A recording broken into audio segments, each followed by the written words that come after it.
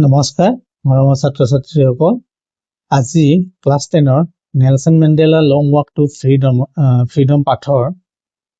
কেইটামান খুব গুৰুত্বপূৰ্ণ প্ৰশ্ন উত্তৰ আমি এই ভিডিঅ'ত আলোচনা কৰিম বলক তেন্তে ভিডিঅ'টো আৰম্ভ কৰো I knew that the oppressor must be liberated just as surely as oppressed. Why does Mandela say so in Long Walk to Freedom? Mandela কৈছে যে মই জানো অত্যাচাৰীটা জনৰ দৰেই মুক্ত হ'ব লাগিব মাণ্ডেলাই এই কথাটি তেখেতৰ যি পাঠ বা তেখেতৰ যি ৰচিত আত্মজীৱনী লং ৱাক টু ফ্ৰীডম পাঠত এই কথাষাৰ কিয় কোৱা হৈছে উত্তৰটো চোৱা I knew that the oppressor must be liberated just as surely as oppressed. Mandela says so. মাণ্ডেলাই তেনেকৈ কৈছে কাৰণ both the oppressor and the oppressed are robbed of their humanity. দুইজনেই অত্যাচাৰী জন আৰু অত্যাচাৰিত জন দুইজনেই মানে ইজনে সিজনৰ যি মানৱতা সেই মানৱতাক মানে কঢ়িয়াই লৈ গৈছে বা লুটি আছে ৰব মানে লুটি লৈ যোৱা বা কাঢ়িয়াই লৈ যোৱা The oppressor are denied of freedom. Oppressed are denied of freedom. যিজন অত্যাচাৰিত সেইজনৰ মানে স্বাধীনতাটো মানে কাঢ়ি লৈ গৈছে বা তেওঁৰ স্বাধীনতা পোৱা নাই বা স্বাধীনতা বিচাৰি আছে আৰু যিজন মানে অত্যাচাৰী অপ্ৰেছৰ becomes a prisoner of hatred. তেওঁ কিহৰ মানে বন্দী বা কিহৰ কেইদি হৈ পৰে ঘৃণাৰ মানে hatred মানে ঘৃণা and prejudice মানে কিবা এটা বিষয়ত ভাল নলগা মানে ভাল নোপোৱা আৰু Thus both must be liberated. সেয়ে মানে দুইজনকে মুক্ত দিয়াব লাগে বা স্বাধীন দিয়াব লাগে তাৰ মানে সহজ ভাষাত বুজাবলৈ হলে যিদৰে মানে নিপীড়িত মানুহে স্বাধীনতা পাব লাগে ঠিক তেনেদৰে অত্যাচাৰ কৰা মানুহজনো মানে কিহৰ পৰা স্বাধীনতা পাব লাগে তেওঁ মানে ঘৃণা ভয় আৰু নেৰো মাইণ্ডেডনেছ বুলি কোৱা হৈছে তাত গতিকে সংকীৰ্ণ যি মনোভাৱ বা ঠেক যি মনোভাৱ সেই মনোভাৱৰ পৰা মুক্ত হ'ব লাগে আশা কৰো বুজি পাইছা পিছৰ প্ৰশ্নটো চোৱা What according to Mandela was the greatest wealth of his country? Nelson মেণ্ডেলাৰ মতে তেওঁৰ দেশৰ মানে আটাইতকৈ মূল্যৱান মানে বা মহান যিটো মানে সম্পদ সেইটোনো কি According to নেলসন মেণ্ডেলাৰ মতে the greatest wealth of his country was তেওঁৰ মানে দেশৰ আটাইতকৈ মূল্যৱান যি সম্পদ সেই সম্পদটো হ'ল ইয়াৰ লোকসকল ইটস পিপল বুলি কোৱা হৈছে ইয়াৰ লোকসকল finer and truer than the purest diamond সত্য আৰু ফাইনাৰ ভাল মানে মূল্যৱান আৰু than the purest সেই purest যিটো বিশুদ্ধ মানে যি ডায়মণ্ডক আমি খুব মূল্যৱান বুলি ধৰি লোৱা হয় সেই যিটো ডায়মণ্ড সেই ডায়মণ্ডতকৈও মানে বেছি মূল্যৱান আৰু বেছি সত্য বুলি কোৱা হৈছে ইয়াৰ লোকসকল সেয়ে ইয়াৰ লোকসকল তেওঁৰ দেশৰ আটাইতকৈ মহান সম্পদ বা ডাঙৰ সম্পদ বুলি কোৱা হৈছে আশা কৰো বুজি পাইছা পিছৰ প্ৰশ্নটো চোৱা Write the names of two patriots before Mandela. মাণ্ডেলাৰ আগৰ মানে দুজনৰ নাম লিখিব দিছে যি মানে নিজৰ দেশৰ প্ৰতি প্ৰাণ আহুতি দিছিল যিকোনো দুজনৰ নাম লিখিলে হ'ব গতিকে অলিভাৰ টাম্বো আৰু Walter Sisulu were the names of two patriots before Mandela. এই অলিভাৰ টাম্বো আৰু ৱাল্টাৰ চিচুলু এই দুইজন গৰাকীৰ নাম ইয়াত উল্লেখ কৰা হৈছে পাঠখনত চাবা কেইবাটাও মানে ছবিৰ সৈতে দিয়া হৈছে তাৰ পৰা যিকোনো দুজনৰ নাম লিখিলে হ'ব আশা কৰো বুজি পাইছা পিছৰ প্ৰশ্নটো চোৱা Freedom is indivisible. How does Mandela explain this observation of his? Mandela যে কৈছে স্বাধীনতা যে বিভক্ত কৰিব নোৱাৰে মাণ্ডেলাই মানে এই বস্তু কি বুজাইছে বা কি বুজাব বিচাৰিছে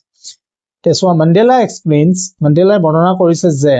freedom cannot be divided যে স্বাধীনতাটো মানে আমি ভাগ বতৰা কৰিব নোৱাৰি according to him তেওঁৰ মতে if a person is not free যদি এজন ব্যক্তি স্বাধীন নহয় বা মুক্ত নহয় then no one is completely free তেন্তে কোনো ব্যক্তিয়ে সম্পূৰ্ণৰূপে মুক্ত নহয় the suffering of a person এজন ব্যক্তিয়ে যি দুখ কষ্ট সহ্য কৰি আছে বা যি দুখ কষ্ট মানে ভুগি আছে affects everyone আৰু সেই বস্তু সকলোৰ ওপৰত প্ৰভাৱ পৰে so freedom must belong to all সেয়ে মানে স্বাধীনতা বস্তুটো সকলোৰে হ'ব লাগিব ইয়াত বিভক্ত কৰি কিছুমানক দিয়া কিছুমানক নিদিয়া তেনেকে মানে ভাগ বতৰা কৰিব নোৱাৰি বুলি কৈছে আশা কৰো বুজি পাইছা 5 নম্বৰ প্ৰশ্নটো চোৱা what unintended effect was produced by decades of operation সেই যুগে যুগে ধৰি যি অত্যাচাৰ চলি আহিছিল তাৰ ফলত মানে ইচ্ছাকৃতভাৱে মানে নিজে নিজে মানে যি ফল বা প্ৰভাৱ ইচ্ছাকৃতভাৱে সৃষ্টি কৰা নহয় আৰু অজানিতে হোৱা কি ফলাফল মানে পাইছে মানে সেই যুগে যুগে হোৱা অত্যাচাৰৰ ফলত Mandela said that the unintended effect of oppression and brutality Mandela কৈছে যে যিটো মানে অনাচিকৃত আৰু যি অত্যাচাৰ আৰু যি নিষ্ঠুৰতা মানে যুগে যুগে ধৰি চলি আহিছিল তাৰ ফলত সৃষ্টি হৈছিল মানে প্ৰডিউসড মানে উৎপন্ন কৰা বা সৃষ্টি কৰা গ্ৰেট লিডাৰ্স মহান নেতা লাইক নাম কলে the Oliver Tambos the Walter Cicilus the Sid Lutulis etc এজন ব্যক্তিৰ নাম কোৱা হৈছে ইয়াত এই ব্যক্তিসকল সৃষ্টি হৈছে বুলি কৈছে এই যুগে যুগে ধৰি অহা অত্যাচাৰৰ ফলত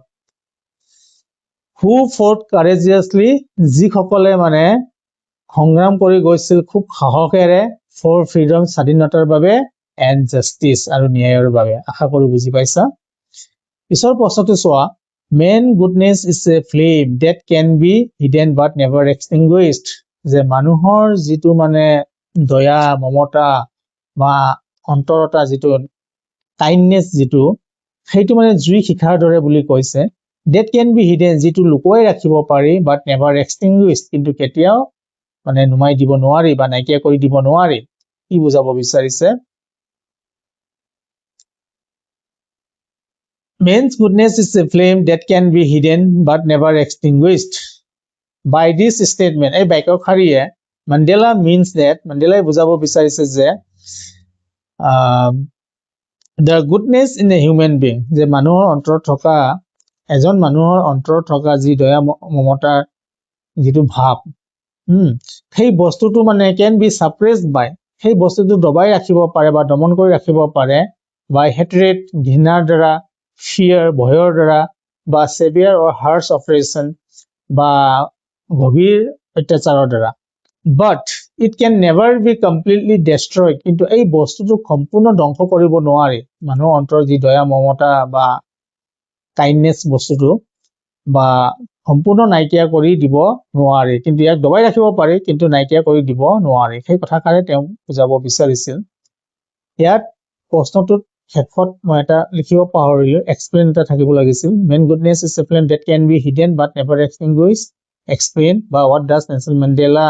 mean so তেনেকে আহিব গতিকে প্ৰশ্নটো যি আহিলেও লিখি দিব পাৰিবা এই উত্তৰটো আশা কৰো বুজি পাইছা পিছৰ প্ৰশ্নটো চোৱা what pain Nelson Mandela on becoming the president of South Africa কি বস্তু মানে নেলসন মান্ডেলাক আমনি দিছিল বা দুখ কষ্ট দিছিল যেতিয়া তেওঁ মানে সাউথ আফ্ৰিকাৰ ৰাষ্ট্ৰপতি হৈছিল উত্তৰটো চোৱা on becoming the president of South Africa Nelson Mandela যেতিয়া ৰাষ্ট্ৰপতি হৈছিল সাউথ আফ্ৰিকাৰ নেলসন মান্ডেলা was pained তেওঁ খুব দুখিত হৈছিল that যে he had not been able to thank the people তেওঁ সেই ব্যক্তিসকলক মানে ধন্যবাদ জ্ঞাপন কৰিব পৰা নাই বা ধন্যবাদ দিব পৰা নাই who had sacrificed their lives যিয়ে মানে নিজৰ জীৱনক আহুতি দিছে বা ত্যাগ দিছে for their country নিজ দেশৰ বাবে and that they had not been able to see আৰু তেওঁলোকে এই বস্তুটো নিজ চকুৰে দেখিবলৈ পোৱা নাই যে তেওঁলোকৰ sacrifice তেওঁলোকৰ ত্যাগৰ বলত আজি তেওঁলোকৰ দেখে কি লাভ কৰিছে বা কি পাইছে সেইখিনি তেওঁলোকে চাবও পৰা নাই আৰু যিসকলে নিজৰ প্ৰাণ আহুতি দিলে সেইসকলকো তেওঁ ধন্যবাদ জ্ঞাপন কৰা নাই কাৰণ তেওঁলোকটো মানে শহীদ হৈ গ'ল মৰি গ'ল গতিকে তেওঁলোকে দেখিব পোৱা নাই যে আজি দেশখনে কি মানে লাভ কৰিছে তেওঁলোকৰ ত্যাগৰ ফলত আৰু নেলসন মান্ডেলাও মানে দুখ পাইছে যে তেওঁলোকে মানে তেওঁ অন্তৰত ধন্যবাদ দিব পৰা নাই আজি জীয়াই থকাহেঁতেন তেওঁলোকক ধন্যবাদ দিব পাৰিলেহেঁতেন সেই কথাটো বুজাব বিচাৰিছে আশা কৰো বুজি পাইছা তোমালোকে পিছৰ প্ৰশ্নটো চোৱা why was the 10th of May 1994 a red letter day in the history of South Africa South Africa ইতিহাসত এই 10th May 1994 টো কিয় এটা স্মৰণীয় দিন বুলি কোৱা হৈছে 10th May 1994 was a red letter day in the history of South Africa 10th May 1994 ইতিহাস মানে সাউথ আফ্ৰিকাৰ ইতিহাসত এটা স্মৰণীয় দিন কাৰণ the first democratic and non-racial government কাৰণ সাউথ আফ্ৰিকাৰ প্ৰথম যি গণতান্ত্ৰিক আৰু non-racial মানে কোনো জাতিগত ভেদাভেদ নথকা এখন চৰকাৰ গঠন কৰিছে সিদিনাখন and Nelson Mandela was sworn in as the first black president of South Africa আৰু সিদিনাখনেই মানে নেলসন মেণ্ডেলাই কোলা লোকসকলৰ বা কোলা ব্যক্তিসকলৰ ভিতৰত প্ৰথম ৰাষ্ট্ৰপতি হিচাপে শপত গ্ৰহণ কৰিছিল সেইকাৰণে সিদিনাখন তেওঁলোকৰ বাবে এটা স্মৰণীয় দিন এই প্ৰশ্নোত্তৰখিনি চালে আৰু পাঠৰ উত্তৰখিনি চালে এই পাঠটোৰ মানে গোটেইখিনি কভাৰ আপ হ'ব আশা কৰোঁ তোমালোকে বুজি পাইছা আজিলৈ ইমানতে এৰিলো ধন্যবাদ